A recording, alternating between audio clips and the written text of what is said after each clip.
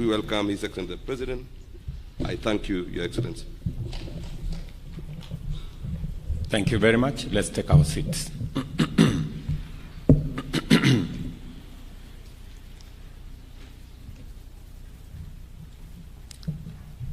Let me take this opportunity, first and foremost, to congratulate Cabinet Secretaries whom I nominated and have been approved by Parliament, and subsequently I appointed. And today they have taken their oath of office. Congratulations, ladies and gentlemen. Our nation has emerged from a period of immense struggle caused by a fundamental misunderstanding about the ways and means of accomplishing what we all agree are our shared aspirations as a people, and that is a governance that delivers security and prosperity inclusively and sustainably. It is true, and I freely admit, that due to suboptimal communication of our development agenda and a feeling of insufficient public engagement, we have lost many opportunities to walk the journey of transforming Kenya with everyone aboard, leaving some citizens unable to connect with the policies, programs, and projects that have been rolled out throughout our country. At the same time, many public officials have fallen short of constitutional standard for public officers as laid out in Article 10, Chapter 6, and Chapter 12 of the Constitution of Kenya, which makes it clear that we, as public servants and officers, are the servants of the people, and that the totality of our actions and conduct must reflect this fundamental principle and the highest standard of integrity required of public office. The people of Kenya work hard and endure tremendous difficulties in their quest to fend for themselves and create opportunities for their families. Majority of people are managing intense pressures arising from local and global economic, geopolitical, and climatic circumstances. Kenyans are neither afraid of struggle nor labor. We are proven serial winners of both. All they ask and all they need is a government that maintains an enabling environment for them to succeed and stays out of their way while they go about their work. Kenyans demand and not only deserve, but are constitutionally entitled to servant leadership. All levels of public service, from the cabinet all the way to the grassroots, have no choice but to live up to the truest standard of servant leadership. Consequently, and taking this into account, we shall proceed to take unprecedented steps to accelerate the delivery of the national economic transformation agenda with integrity, efficiency, transparency, and inclusivity. During the past month, I have made effort to keep my promise to engage in extensive consultations with leaders from diverse sectors, both public and private, with a view to constituting a broad-based government powered by an inclusive bipartisanship that will accelerate and turbocharge the radical transformation of not just our economy, but also our country. More than ever, it is clear that we are fully united by a shared devotion to secure a prosperous Kenya that serves all of us. For this reason, I am persuaded that this moment in the life of our nation calls on us to build a strong team of rivals to give our transformation agenda the best chance of success and to enhance inclusivity in our national development. With the formation of this broad-based government that brings together former political rivals into one selfless patriotic team, we will unlock the potential of our country that has long been denied us by factional and sectarian competition. Our potential as a nation and the attainment of that potential have often been undermined by divisions arising from political competition. Where Kenya is today, while competition is healthy and good, there is a moment where the interest of a nation is greater than the interest of a political formation. This is such a moment, and it is the reason why I have reached out across the aisle to bring on board the knowledge, expertise, and experience of deserving Kenyans, though belonging to a different political formation.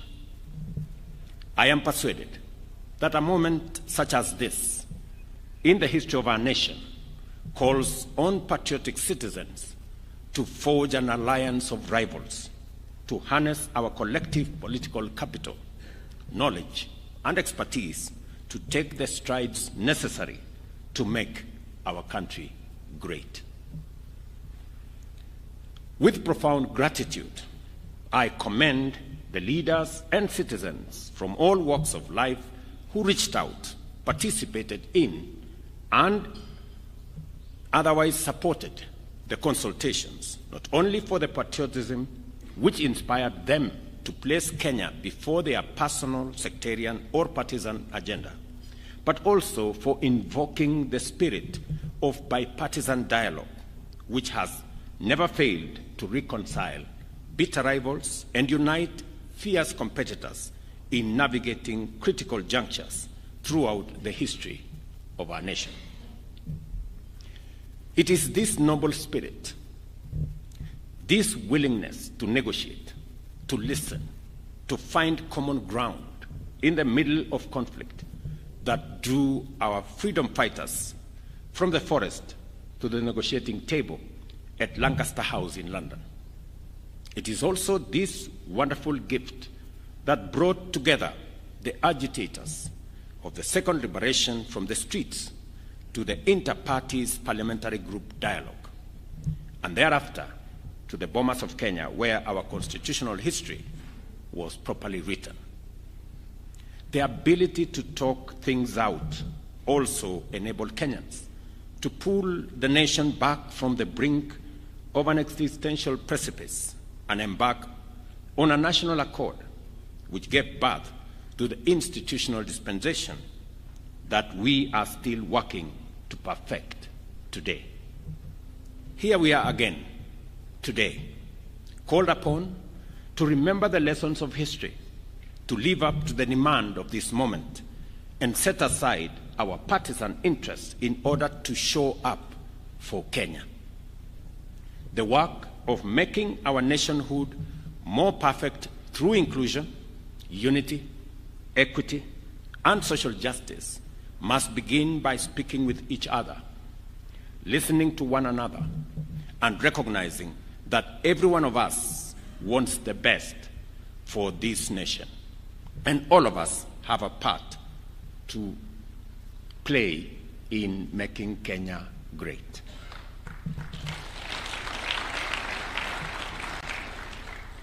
The firm foundation we have built over the last 2 years on the basis of the bottom-up economic transformation agenda focused on job creation, development of local industrial capacity, and wealth creation, transforming our agriculture for food security and agro-industrial acceleration. We focused on harnessing the potential of our micro, small, and medium enterprise to drive our economic progress.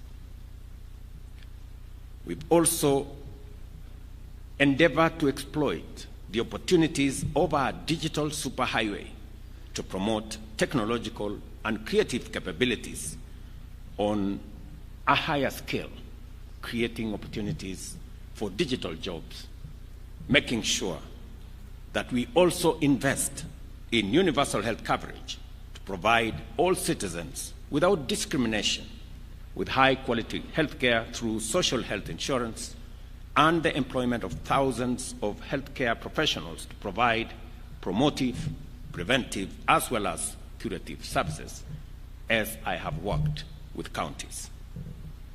The radical increase in the number of affordable and social housing units through our affordable housing strategy, which has delivered millions of direct and indirect employment opportunities for a variety of professionals, as well as investment and business opportunities for enterprise and industries, has gone a long way in setting that foundation firmly. The reconstituted cabinet, therefore, will accelerate the attainment and will build on this solid foundation already built over the last 2 years, but additionally will focus on the following critical areas. The first of these areas covers accountability and the fight against corruption. To enhance accountability and promote responsibility for the use of public resources, we shall introduce measures to levy a surcharge against any accounting officer or other public officer who has, by their action or omission, occasioned loss of public resources in accordance with Article 226(5), 201(d), and 232(b) of the Constitution. To eliminate the ghost worker payroll fraud at all levels of government, we shall also implement a unified personal identification system for all persons working across all arms of government, including constitutional offices. Further, Cabinet shall introduce a legal and institutional framework for mandatory and continuous vetting of all public officers. The same framework will provide the repository for wealth declaration across the entire of government under one office. In addition, we shall facilitate expeditious investigation and prosecution of all offenses related to corruption and economic crimes through amendment of the relevant statutes, including the Evidence Act, the Criminal Procedures Code, and provide for their determination of all cases within 6 months. We believe that our war on corruption will be significantly boosted by measures to make it easier and safer for citizens and whistleblowers to come forward and report corruption and economic crimes. And for this reason, the reconstituted Cabinet shall consider relevant amendments to the Witness Protection Act to enhance appropriate incentives and forward the same to Parliament. Further, as I indicated in my earlier address, I have engaged with the parliamentary leadership with a view to expediting the enactment of the Conflict of Interest Bill and expressed my determination to sign a robust, effective instrument into law in due course. I further reiterate my determination to make full use of the opportunities within our legal and institutional structures and systems to consult and collaborate with national justice, law, and order institutions with a view to promoting their efficiency and efficacy in expeditious and conclusive investigations of all active cases within a framework that we are going to agree on. As pertains to the management of public expenditure, I believe that the time has come for us to break new ground. That is why, beginning in the year 2025-2026 financial year, we shall adopt a zero-based budgeting system to reorient budgeting and expenditure frameworks of government. Similarly, we shall exploit the power of information and communication technology to radically diminish opportunities for corruption, conflict of interest, and abuse of office by digitizing procurement and making it open and transparent. Likewise, we shall initiate a framework to make VAT refund processes open, transparent, and accountable, because the immense savings out of this expenditure of public funds will finance investment in productive and transformative economic projects. The reconstituted cabinet will also collaborate with Parliament to develop legislative measures to promote local manufacturing, value addition, and job creation by restricting the importation of those products that can be competitively produced by our domestic industrial capacity. We stand at the beginning of a new chapter of our country's governance and development. The women and men who have been appointed to serve the nation in the reconstituted cabinet have today embarked on a mission that cannot and must not fail. The people of Kenya have made their expectations known in bold terms. They have also made their intolerance for failure, inefficiency, corruption, and ineptitude equally clear. As champions of the nation's development agenda, you will be team players, servants. Let me repeat that. You will be team players, servant leaders, faithful trustees, and effective stewards of the people's interest and dependable custodians of their resources. I am confident that each one of you has what it takes to deliver on your mandate and to satisfy the people's expectations. This is important because henceforth, the terms of our contract with the people will remain in sharp focus. We have no choice but to keep our part of it. The privilege to serve in positions of such high responsibility has come to you with an immense duty to do everything in your power to ensure that Kenyans receive the best services from the government efficiently, without discrimination, and without delay. I urge you, therefore, ladies and gentlemen, members of my cabinet, to go forth and from this day focus on delivery and dedicate your time and effort to the implementation of the various strategies, programs, and projects that the nation's transformation demand. I encourage you to make the people of Kenya your first and only priority, and to never let your own interests come in the way of your duties. I give you my assurance of my full support in discharging your mandate and in executing a reimagined and catalyzed transformation agenda. I have already given my undertaking to be the foremost steward of public resources and embrace my accountability for its proper use. Therefore, it is important to make it clear that my support for you ends if it conflicts with my accountability to the people of Kenya. Let us therefore work together in doing the right thing, and we collectively will be assured of success. I pray that the Almighty God grants you strength, wisdom, clarity, and focus as you assume office, and wish you success in your new assignment.